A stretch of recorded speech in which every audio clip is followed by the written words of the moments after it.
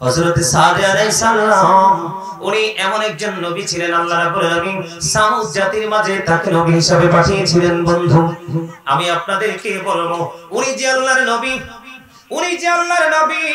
ওই সামুদ জাতি সেটা বিশ্বাস করতো না, সেটা মানতো না। বন্ধুরে আমার, অন্যায় মানুষ কেমন করে ভাবে বন্ধ করে, জুলুম মানুষ কেমন করে ভাবে, অসৎ কাজ মানুষ কেমন করে করে, এটা বোঝানোর জন্য আমি আপনাদেরকে বন্ধু এই জায়গায় নিয়ে এসেছি। কারণ সৎ কাজের উপদেশ দিয়েছেন কে? আল্লাহ। যুগে যুগে আল্লাহ রাব্বুল আলামিন নবী রাসূলের মাধ্যমে। কথা বলেন বন্ধুরে আমার, এর মধ্যে একজন নবী হলো হযরত সালেহ আলাইহিস সালাম। ওনার জামানায় সামুদ জাতির লোকেরা তো নাকি সাধারণ মানুষ মনে করতে, ইনি বলতেছেন না না, আমি একজন আল্লাহর নবী, তেনাকে নবী হিসেবে মানতে রাজি না। এবার সালেহ আলাইহিস সালামকে ডাক দিয়ে বললেন, তুমি যদি নবী হয়ে থাকো, আমাদের একটা প্রস্তাব আছে, সেটাকে গ্রহণ করতে হবে। কই কি প্রস্তাব বলো না? কই ওই যে পাহাড় দেখা যায়, পাহাড়টা হলো পাথরের পাহাড়। কিসের পাহাড়?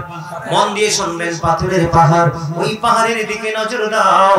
তুমি যদি ওই পাথরের পাহাড় থেকে যদি একটা উটনি বের করে দেখাতে পারো, আমার দিকে মন দেন। কি পাহাড়টা কিসের?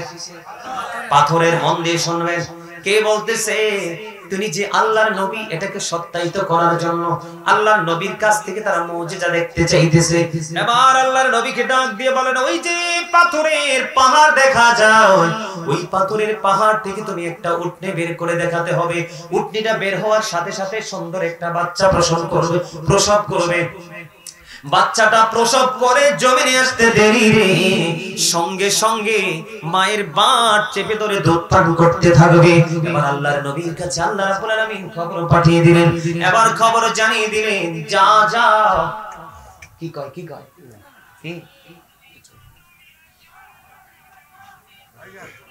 কেউ কি আসতেছে? আচ্ছা আচ্ছা আচ্ছা।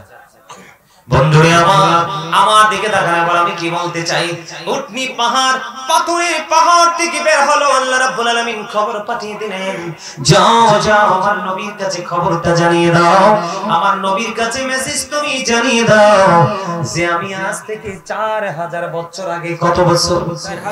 4000 বছর আগে ওই পাথরের পাহাড়ের মধ্যে, পাথরের মধ্যে আমি উটনি বানায় রাখছি, উটনি সৃষ্টি করে রেখেছি, যেন এই উটনি বের করে আল্লাহর নবী সালেহ আলাইহিস সালামের মুজিজা প্রকাশ করতে পারে। জোরে জোরে বলেন না সুবহানাল্লাহ। এবার আল্লাহর নবী তিনি বলে দিলেন, যাও, আমি কথা দিলাম, আমি পাথরের পাহাড় থেকে উটনি বের করব।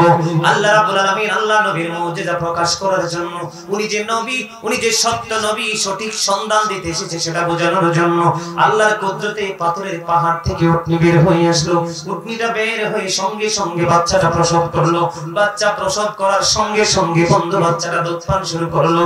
এবার দুধ যখন পান করতে শুরু করলো, দেখতে দেখতে দেখতে দেখতে সময় চলে গেল। সময় যাইতে যাইতে যাইতে যাইতে বন্ধু এমন একটা পরিস্থিতি তৈরি হয়ে গেল, ওই সামুদ জাতির মানুষগুলো উটনি থেকে দুধ দহন করতে করতে, আপনারা জানেন দুধ দিয়ে ঘি হয়, মাখন হয় কি হয় না? দুধ দিয়ে মাখন হয়। তারা দুধ দিয়ে বিভিন্ন সুস্বাদু খাবার আমাদের দেশে তৈরি করে কিনা। ওই সামুদ জাতি তৎকালীন সময়ে দুধ দিয়ে বন্ধু খাবার তৈরি করতে করতে তারা অনেক বেশি বড় হয়ে গেল, পয়সার মালিক, অর্থের মালিক হয়ে গেল। জোরে জোরে বলুন না সুবহানাল্লাহ। উনি বসবে আসলে? না, ওই পাশে বসবে। তুমি বসবে তো নাকি চলে যাবে? বসবে? উনি বসবে, সব আলোচনা শুনবে। ইয়া রাসূলুল্লাহ, ইয়া হাবিবাল্লাহ, ইয়া রাসূলুল্লাহ, ইয়া হাবিবাল্লাহ, আমার মওতের দান কালে আসিও নবী গো, আমার শিয়রে দেখিব আপনাকে নয়ন ভরে।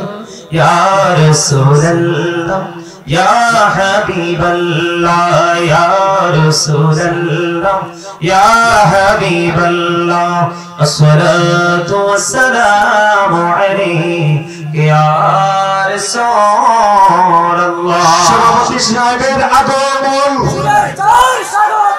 শুভেচ্ছার স্বাগতম সৈয়দ জুবাইর কামাল চিশতি সাহেবের আগমন বানেশ্বরের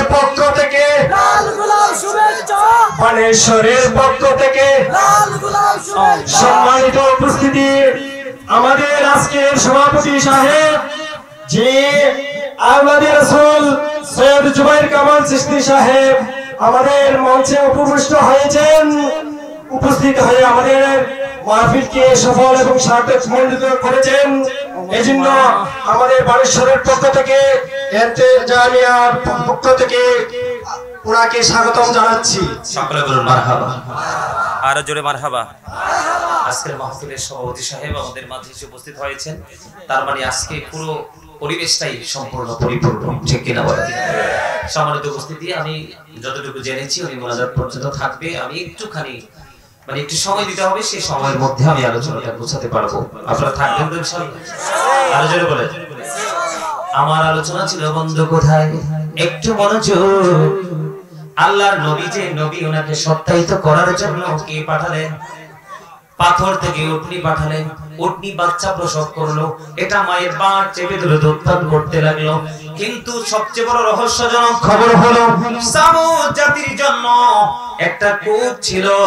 এই কূপ থেকে সামুদ জাতি পানি উঠি উঠি তাদের চাহিদা পূরণ করত।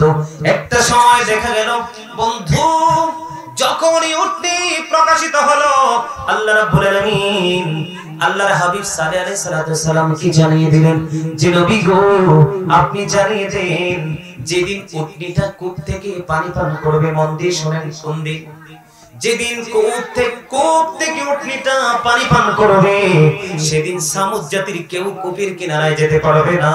কোথায় যাবে তারা? আল্লাহ নবী জানিয়ে দিলেন যে যেদিন উটনিটা কূপের পানি পান করবে, সেদিন তোমরা কূপের কিনারায় যেও না।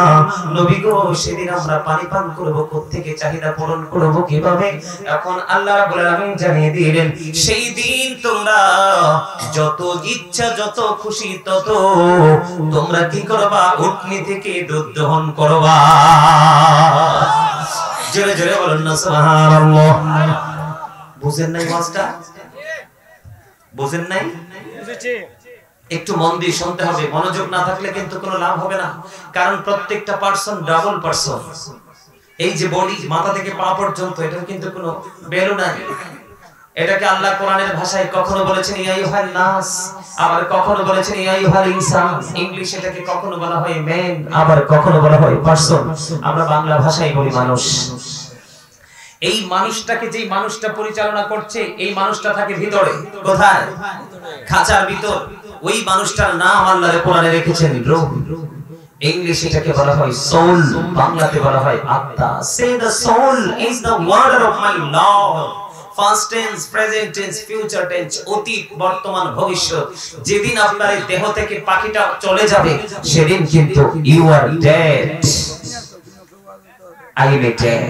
আমি, আপনি, আমরা সবাই কি মৃত। তাহলে মানুষের আসল সত্তা কি তার দেহ নাকি তার আত্মা? আত্মা। কথা বলেন কোনটা? আত্মা। আত্মা আছে, আপনি আছেন। আত্মা নাই, আপনি আমি নাই। তাহলে এই জন্য শুধু দেহ থাকলে চলবে না, মনটাকেও রাখতে হবে। কারণ আপনারা যখন মনোযোগ থাকবে, সুবহানাল্লাহ আলহামদুলিল্লাহ বলবেন, তখন কিন্তু আমি আলোচনাটা সুন্দর করে বোঝাতে পারবো। আপনারা কথা আমি আবারও বলছি আপনাদেরকে বোঝানোর জন্য, শেখানোর জন্য।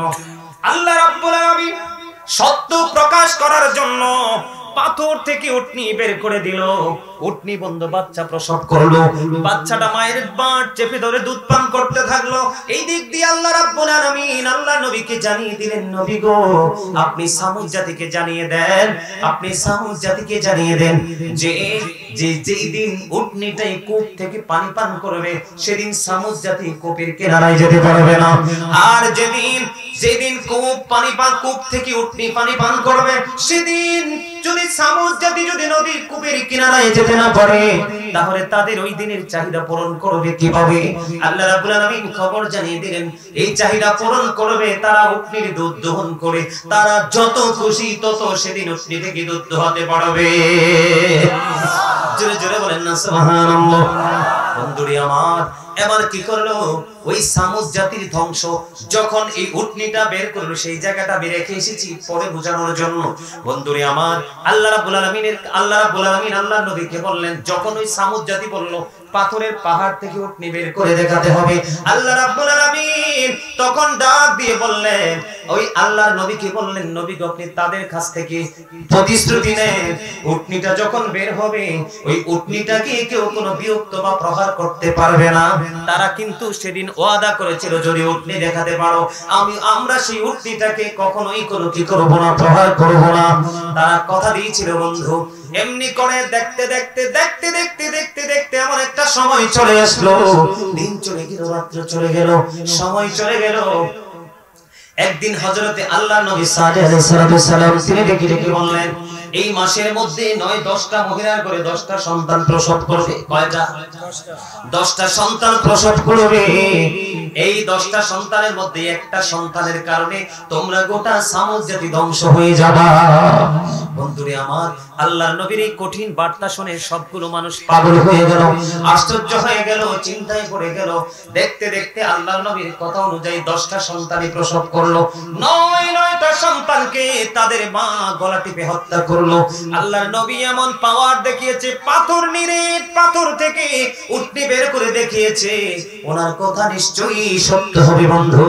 তিনি কি করলেন, 9টা মা তার 9টা সন্তানকে গলা টিপে হত্যা করলো।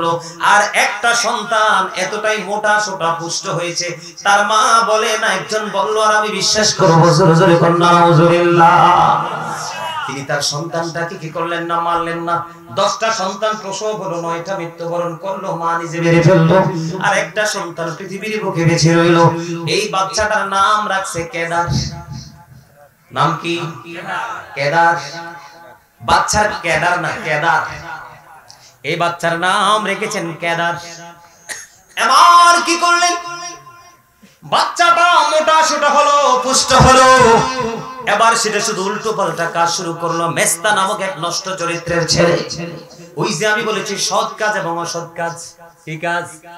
সৎ এবং অসৎ, ভালো এবং মন্দ, নেগেটিভ এন্ড পজিটিভ, দুইটা দিক। এবার সে কি করলো বন্ধু, উল্টো পাল্টা পথে চলতে শুরু করলো। চলতে চলতে চলতে চলতে এবার কি করলো, তারা এই উটনিটাকে মারার জন্য সিদ্ধান্ত করলো। কি করলো? উটনিটাকে মারার জন্য সিদ্ধান্ত করলো। এবার সিদ্ধান্ত করে ওই মেজদা এবং কেদার দুইজন মিলে উটনি যখন নদীর কিনারায়, কূপের কিনারায় পানি পান করতে গেল, এবার বন্ধু, এবার ওই দুই সন্তান দৌড়ে চলে গেল উটনিটাকে হত্যা করার জন্য।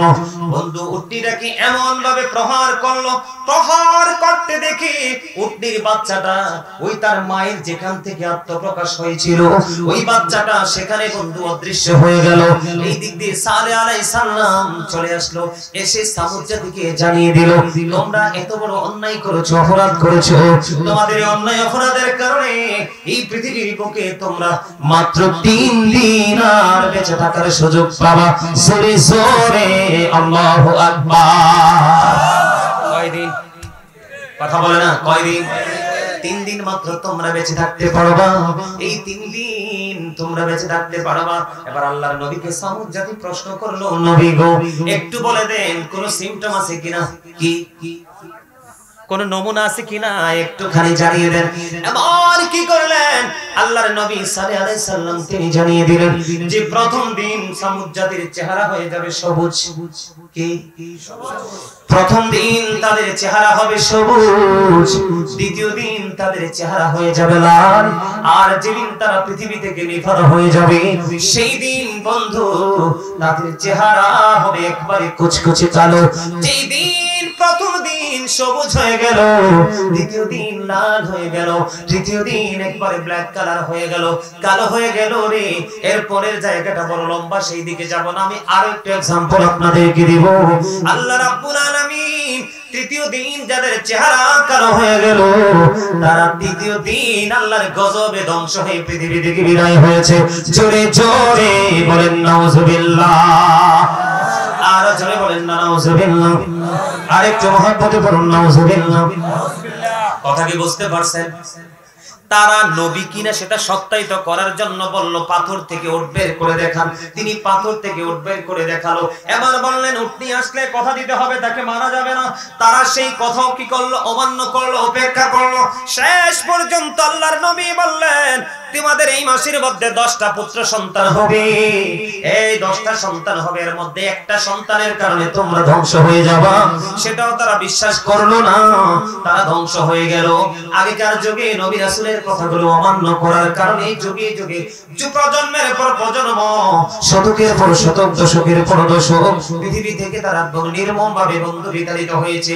ঠিক তেমনি ভাবে আমরা আখির নবীর উম্মত, বর্তমান প্রেক্ষাপট আমাদের এমন হয়ে গেছে, সৎ কাজের জন্য কাউকে ডাক দিলে বিরক্ত হয়, অসৎ কাজ করতে যখন যায় বন্ধু উৎসাহ দিলে অনেক বেশি মজা পায়। কথা বলেন না কেন? গত কয় তারিখ? আজকে 21 তারিখ। গত 19 তারিখ সম্ভবত ফাইনাল খেলা ছিল। ছিল কি ছিল না? আমি যখন কুমিল্লা থেকে রওনা হলাম, এমন কোন দোকান আমি ফাঁকা দেখিনি যে এই দোকানের মধ্যে তিল ধারণের ঠাঁই নাই। বন্ধু, তোমাদের কি শিক্ষার জন্য আমি বলে দিতে চাই রে বন্ধু, তোমরা জানো না আল্লাহ কোরআনে বলেছে ইন্নাল কাফিরিনা কানু লাকুম আদুওয়াম মুবিনা। আল্লাহ বলেছেন the heretics are the eternal enemy of the believers। ঈমানদারদের প্রকাশ্য শত্রু হলো বেঈমান কাফেররা। পাশের দেশ ভারত, যদি আমাদের পাশের দেশ ইন্ডিয়া, ভারত আমাদের সবচেয়ে চিরকালের শত্রু, ঠিক কিনা বলেন? ভারতের দিকে নজর দিয়ে দেখেন, বাবরি মসজিদ নিয়ে কি তাণ্ডব চালিয়েছে মোদী সরকার। এবার বন্ধু মুসলমানরা নামাজ পর্যন্ত নিরাপদে পড়তে পারে না।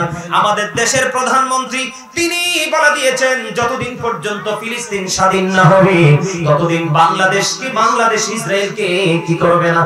স্বীকৃতি দিবে না, ঠিক কিনা বলেন? আর পাশের দেশ ভারত শুরু থেকেই বন্ধু ইসরায়েলের বিপক্ষে, ইসরায়েলের পক্ষে। আমি আপনাদেরকে এই জন্য বলেছি, মাহফিলে যাইতেছি বন্ধু, মানুষগুলো পলকহীন দৃষ্টি দিয়ে টিভির দিকে তাকিয়েছে, অথচ দুইটা দলই খেলছে বেঈমান। বলেন এখান থেকে কিছু অর্জন করছেন যুবক? তোমরা বলো, তোমরা জানো না অপরাধ কাকে বলে? জিনাল আইনুন নজরু, চোখের জিনা হলো দেখা। চোখের পাপ কি? তুমি যখন নোংরা জিনিস চোখে দেখবা তোমার কলবে সে বাসা বাঁধবে। যখন তোমার কলবে নোংরামিটা বাসা বাঁধবে তখন তোমার নফসের নোংরামি অটোমেটিকই শুরু হয়ে যাবে, ঠিক কিনা বলেন? আর জোরে। এই জন্য বন্ধু বলছি, আলেম ওলামাদের সাথে সঙ্গ দিবে, তাদের কাছ থেকে ইনস্ট্রাকশন নেবে, তাদের কাছ থেকে উপদেশ নিয়ে তোমরা বাস্তব জীবন বাস্তবায়ন করতে থাকবে, তাহলে তোমরা ধন্য হয়ে কবরে যেতে পারবে, অন্যথায় তোমাদের কোনো উপায় থাকবে না। আমি যদি আপনাদেরকে আপনার আমার প্রাণের নবী পৃথিবীতে আগমন করার আগে একজন নবী ছিল, তার নাম হলো ঈসা রূহুল্লাহ, যিনি বাবা ছাড়া পৃথিবীর বুকে কদমটা বাড়িয়ে দিয়েছে। বন্ধু আমি আপনাদেরকে বলে দিতে চাই, ঈসা নবীকেও তার নবী হিসাবে মানতে নারাজ। স্বীকৃতি দিবে যদি তিনি স্বর্গীয় খাবার দেখাতে পারে। কি দিকেতে?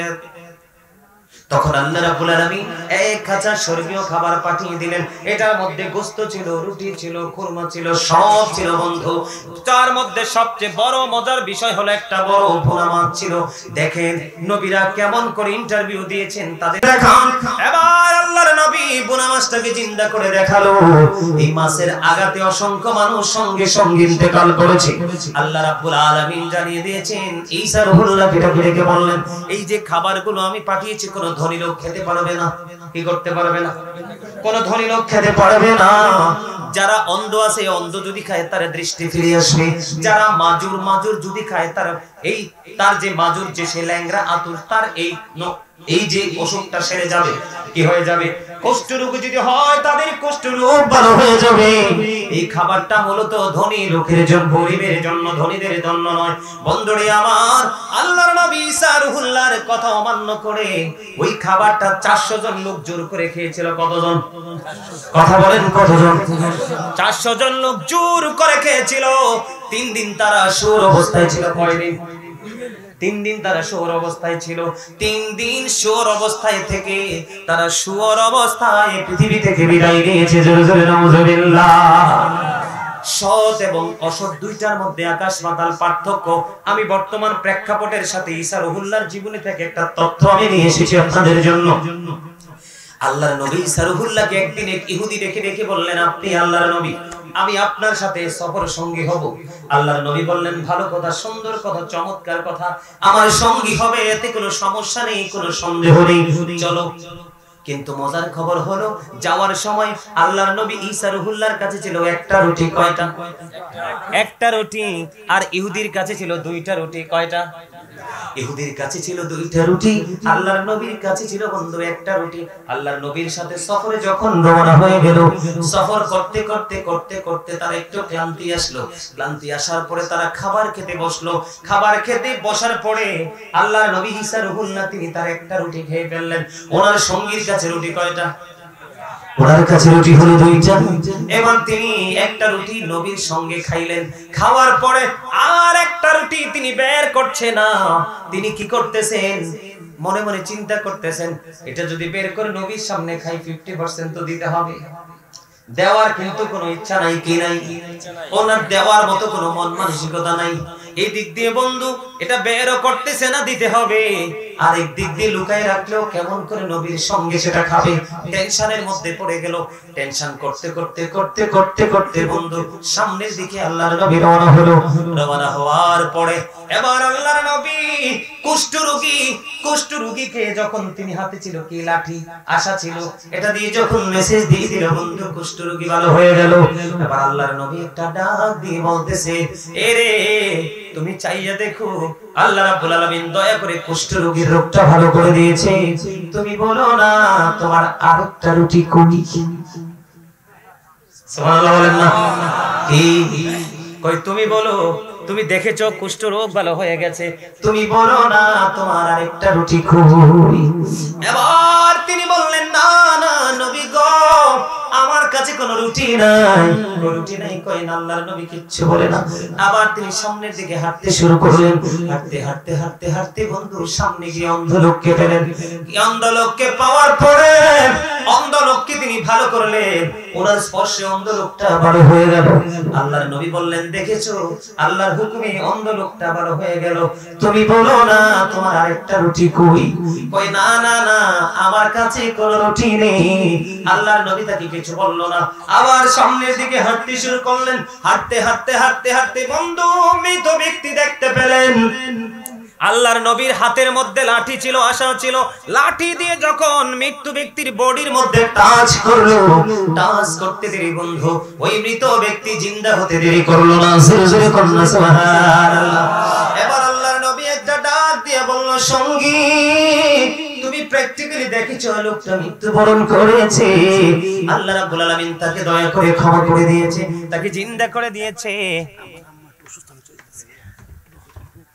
ঠিক আছে, দোয়া করবেন ইনশাআল্লাহ। আমাদের সভাপতি সাহেবের আম্মা জান অসুস্থ, তিনি সেজন্য চলে যাচ্ছেন। আলহামদুলিল্লাহ বলেন, আল্লাহ যেন ওনার মাকে সুস্থ করে দেন। সকলে বলেন আমিন। আর জোরে বলেন আমিন। বন্ধুরে আমার দিকে তাকানো বন্ধু। ঘটনা কয়টা? অন্ধ লোকের কি হলো বন্ধু? অন্ধ লোক ভালো হয়ে গেল। মৃত ব্যক্তিকে যখন তিনি জিন্দা করে ফেললো, এবার বলল, মৃত ব্যক্তিকে আল্লাহ রাব্বুল আলামিন জিন্দা করে দিয়েছে, তুমি বলো না তোমার আরেকটা রুটি কই? কয় নবী গো, না না আমার কাছে কোনো রুটি নেই। তিনি এবারও বন্ধু স্বীকার করলেন না। তিনি চলতে চলতে সামনের দিকে যখন রওনা হলো, সামনের দিকে রওনা হওয়ার পরে বন্ধু দেখতে পাইলেন, বন্ধু পেটে খিদা লাগলো।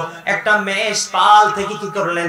একটা মেষ পাল থেকে তিনি মেষ খাওয়ার জন্য মনস্থ করলেন।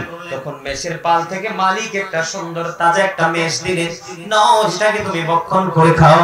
এবার আল্লাহর নবী একটা ডাক দিয়ে বললেন, মেষ তোমরা ভক্ষণ করবে ঠিকই, কিন্তু কোন হাড় গুলো তোমরা অন্যদিকে ফালাইতে পারবা না।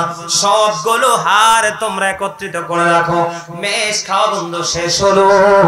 দেখেন আল্লাহর নবীদের কি মুজিজা আল্লাহ রাব্বুল আলামিন দিয়েছেন। তারপরেও তাদের সেই জামানায় জাতিগুলো ধ্বংস হয়ে গেছে শুধু আল্লাহর নবীদের কথা অমান্য করার কারণে। আমি আপনাদেরকে एग्जांपल বুঝাচ্ছি বন্ধু। এবার কি করলেন? খাওয়া দাওয়া শেষ, হাড়গুলো এক এক জায়গায় রাখলো। আল্লাহর নবীর লাঠি দ্বারা আশা দ্বারা যখন এই হাড় চামড়ার মধ্যে টাচ করলো, ওই যে মেষ আবার পুরোপুরি জিন্দা হয়ে আবার পালে চলে গেল।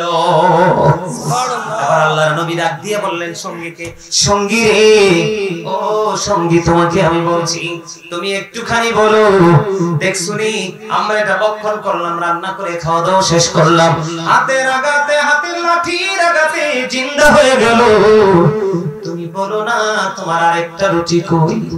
কয় না না, আমার কাছে কোনো রুটি নাই, আমি আপনাদেরকে ধ্বংসস্তূপের কাছে নিয়ে যাচ্ছি। বর্তমানে আখিরি নবীর উম্মত, ম্যাক্সিমাম উম্মতের মধ্যেই সেই কালচারটা আছে, শেষ পর্যন্ত গেলে বুঝতে পারবেন, ঠিক কিনা বলেন? বন্ধুরে আমার, তারপরেও তিনি কি করলেন না, রাজি হলেন না।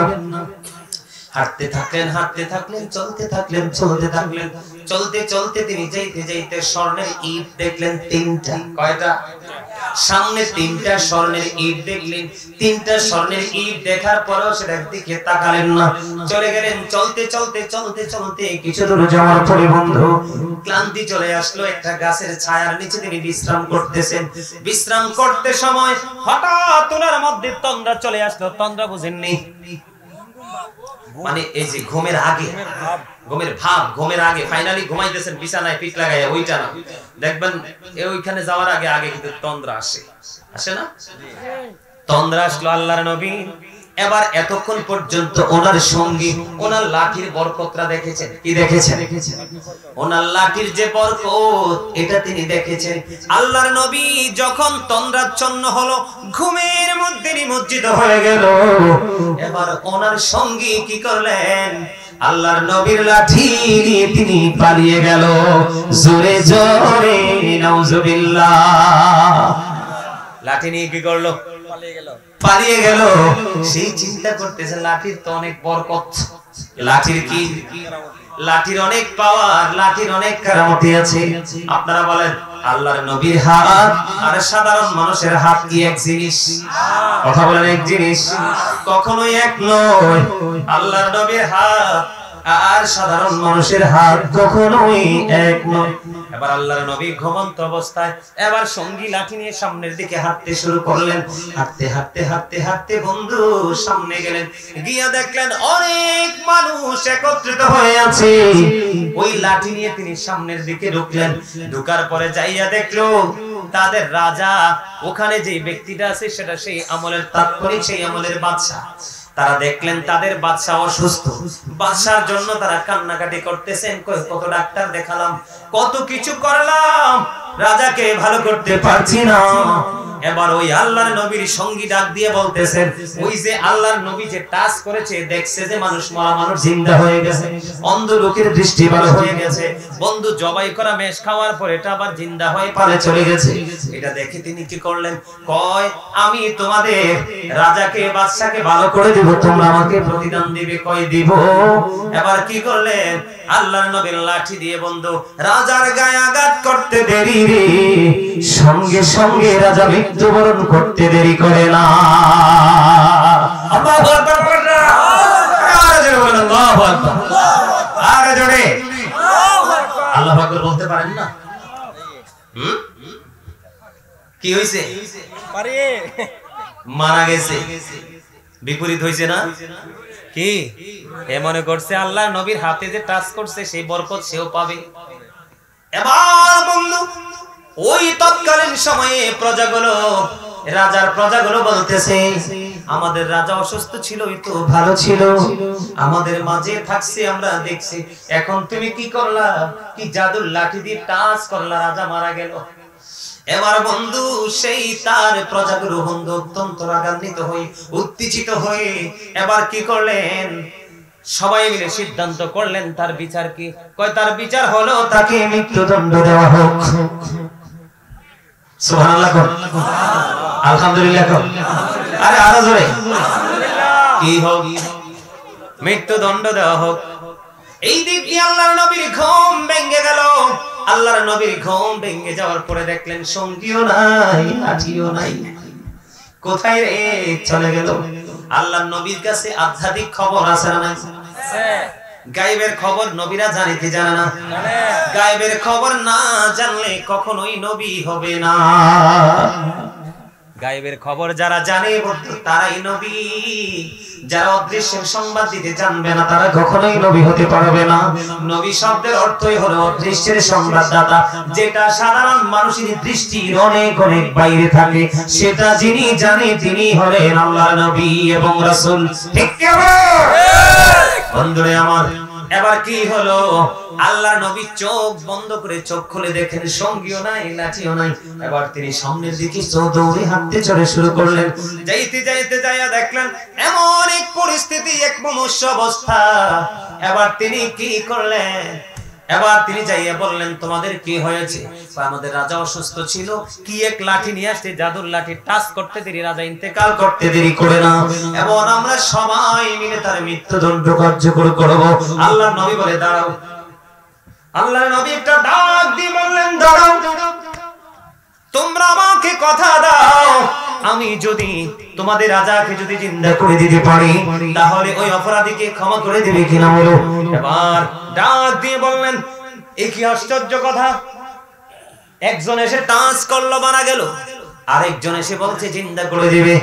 এবার ওই সঙ্গীর থেকে ওনার আশাটা তিনি হাতে নিলেন, নিয়ে বন্ধু রাজার গায়ে যখন টাচ করলো সঙ্গে সঙ্গে, এতদিন ছিল বন্ধু অসুস্থ রাজা, এখন পুরোপুরি সুস্থ রাজা আবার জিন্দা হয়ে যায়। জোরে জোরে বলুন না সুবহানাল্লাহ, আর জোরে বলুন না সুবহানাল্লাহ। نسبي ربي جل الله ما في قلبي غير الله نور محمد صلى الله لا إله إلا الله نسبي ربي جل الله ما في قلبي نور محمد صلى الله لا إله إلا الله نور محمد صلى الله لا إله إلا الله আমরা সবাই গুনাহগার ডাকি তোমায় বারে বার, আমরা সবাই গুনাহগার ডাকি তোমায় বারে বার, দয়ালে নবীর উসিলা পার কইরো হাসর বেলা, হাসবি রব্বি জাল্লাল্লাহ নূর মুহাম্মদ সাল্লাল্লাহু লা ইলাহা ইল্লাল্লাহ নূর মুহাম্মদ সাল্লাল্লাহু লা ইলাহা ইল্লাল্লাহ মুহাম্মাদুর রাসূলুল্লাহ সাল্লাল্লাহু আলাইহি ওয়াসাল্লাম। আলহামদুলিল্লাহ বলে সামনের দিকে যাবনি, আর দুর্বল দুর্বল লাগে, ভেরি উইক উইক না, স্ট্রং স্ট্রং স্ট্রং মাশাআল্লাহ মাশাআল্লাহ। বন্ধু এবার যখন রাজা যখন পুরোপুরি সুস্থ অবস্থায় যখন জিন্দা হয়ে উঠলো, কথা অনুযায়ী নবীর সঙ্গীকে তারা ছেড়ে দিলেন। ছেড়ে দেওয়ার পরে এবার আল্লাহর নবী একটা ডাক দিয়ে বলে সঙ্গী, ও সঙ্গী তুমি মৃত্যুর ধার প্রান্ত থেকে বেঁচে এসেছো, আল্লাহ তোমাকে বাঁচিয়ে দিয়েছে, তুমি বলো না তোমার আরেকটা রুটি কোথায়?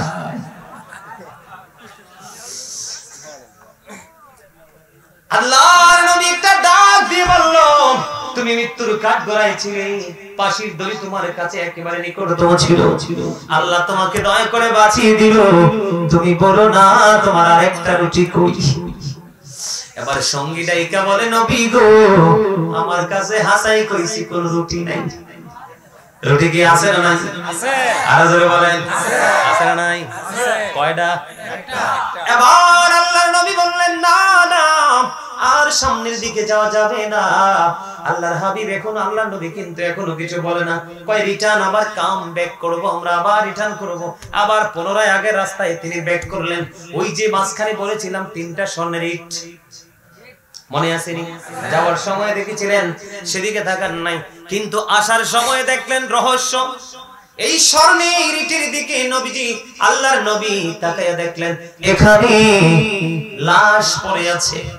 কি আছে? মৃতদেহ পড়ে আছে। এবার আল্লাহর নবী কি করলেন? মৃতদেহে দেখে তিনি কি করলেন? ওনারে ওই যে লাঠি দ্বারা তিনি আবার টাচ করলেন। তিনজন ব্যক্তি মৃত্যুবরণ করেছে। কয়জন? তিনজন ব্যক্তি মৃত্যুবরণ করেছে বন্ধু। তিনটাই জিন্দা হয়ে গেল।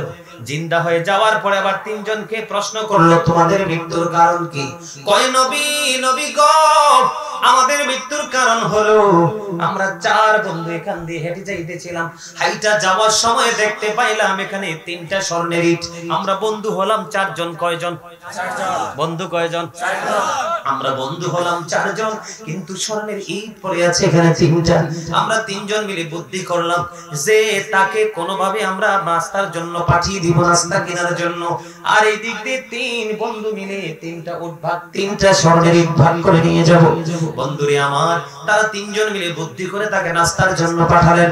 এবার যিনি নাস্তার জন্য গেলেন উনি মনে মনে চিন্তা করলো যে আমি একাই 3টা স্বর্ণের ইট নিব, তাদেরকে নিতে দিব না। উনি নাস্তা বাজারে কিনতে গেলেন, নাস্তা কিনে ওই নাস্তার মধ্যে তিনি বিষ মিশাইয়া দেন। নাউজুবিল্লাহ বলেন না, আর জোরে কি করলেন? বিষ মিশিয়ে দিলেন বন্ধু।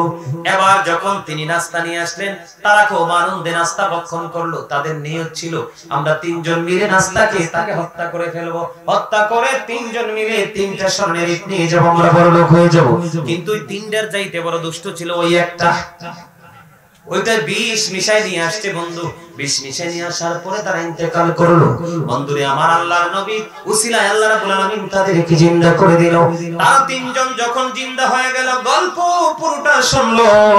আল্লাহর নবী আবার ডাক দিয়ে বললেন, তুমি চাইয়া দেখো ওই 3 জন ব্যক্তি কিছুক্ষণ আগে মৃত ছিল, আল্লাহ দয়া করে তাদেরকে জিন্দা করে দিয়েছে।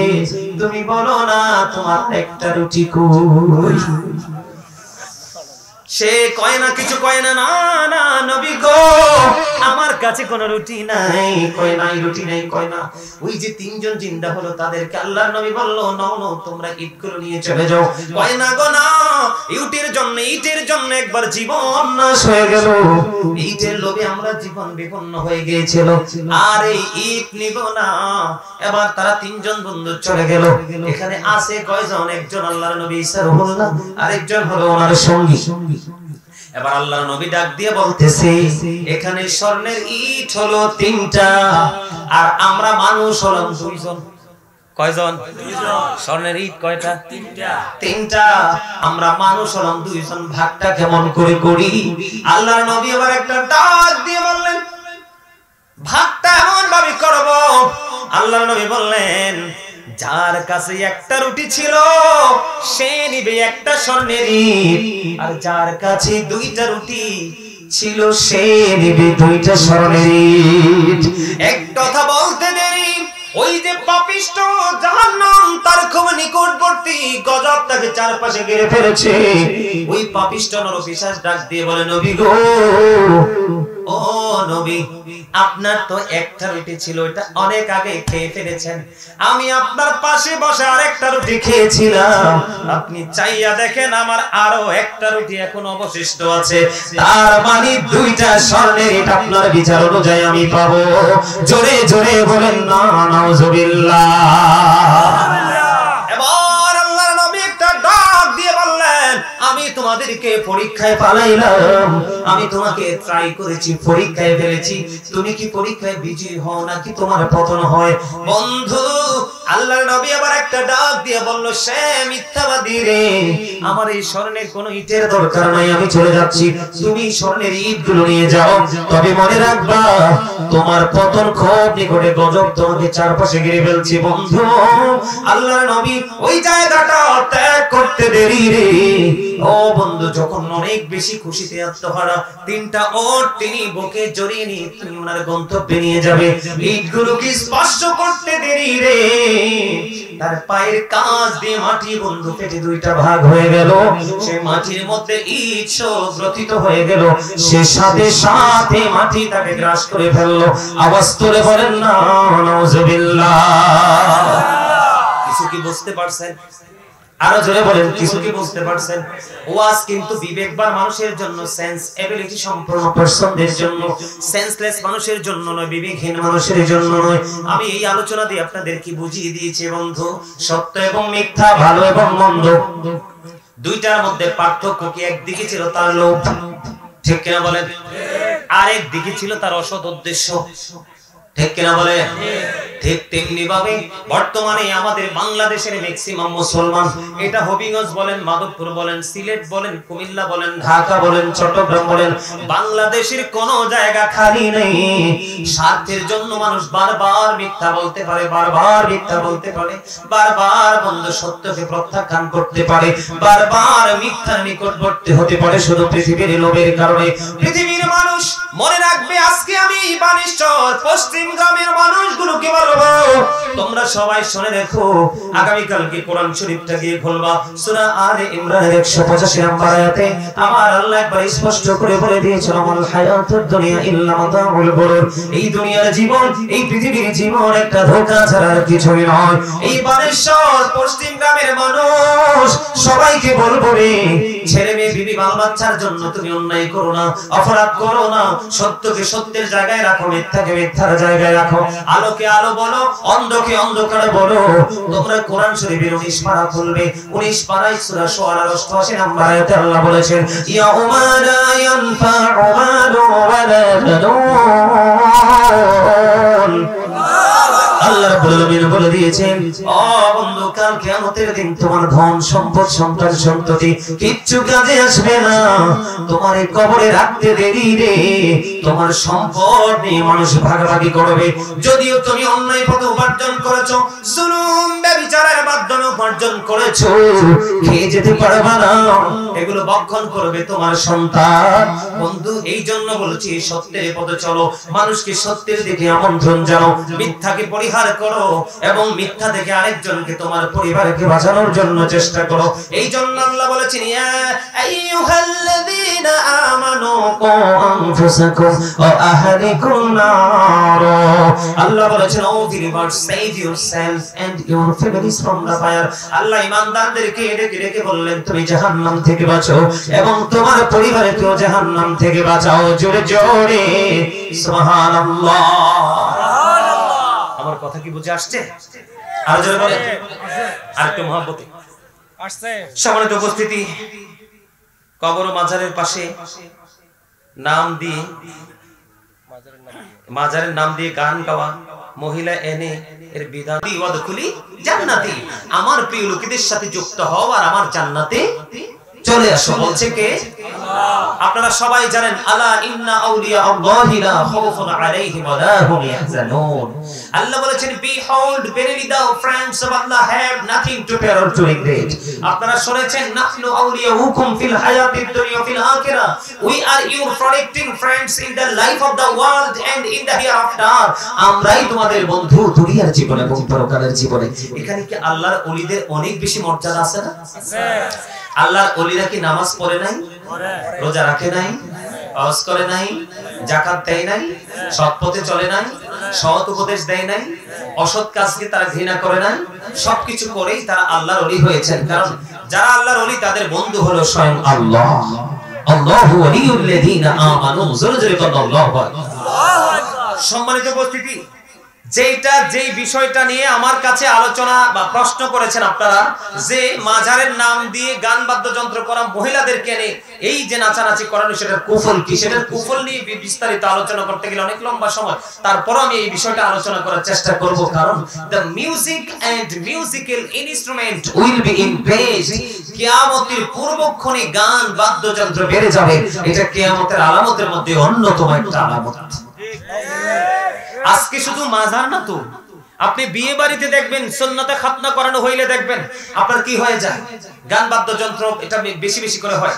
আমি আজকে আপনার আলেমদেরকে কেন্দ্র করে বলবো, মানে এই এলাকার যত আলেম ওলামা রয়েছেন আমি তাদেরকে কেন্দ্র করে বলবো, যেই স্টেজে হারাম কাজ হয় সেই স্টেজে কখনোই হালাল কাজ বৈধ নয়। যেখানে যেই বাড়িতে যেই বিয়েতে গান বাদ্যযন্ত্র নাচানাচি হবে, অশ্লীল বেহায়াপনা হবে, সেই বাড়িতে মিলাদ চলবে না, দোয়া চলবে না, কারণ সেটা একই জায়গায় যায় না। আল্লাহ রাসূলের নিষেধ। এই স্ট্রং জায়গাটাকে আরো স্ট্রং করতে হবে কমিটি এবং আলেমদেরকে নিয়ে। আলেমদেরকে শক্ত অবস্থানে থাকতে হবে। আমরা তো আছি বেকায়দা, একজন শক্ত ভূমিকা রাখলে তাকে বিদায়ের ঘন্টা বাজিয়ে দেয়, কিন্তু আরেকজন এই মসজিদে আসার জন্য অধীর আগ্রহে থাকে। কথা বলেন না কেন? নাকি ভুল বললাম? বন্ধুরে আমার, আমার দিকে তাকান আপনারা, আমি আগে গান বাদ্যযন্ত্রের কুফলটা কি আমি আগে বলি, তারপরে নারীদের কথা বলবো। আল্লাহর হাবিব সরকার মদিনা তিনি বলে দিয়েছেন, মাঠের মধ্যে পানি দিলে যেমনি ফসল তৈরি হয়, গানের মাধ্যমে তেমনি মানুষের হৃদয়ে নোংরামি তৈরি হয়। আল্লাহর হাবিব সরকার মদিনা তিনি বলেছেন, যারা গানের আসরে যায় তারা পাপী।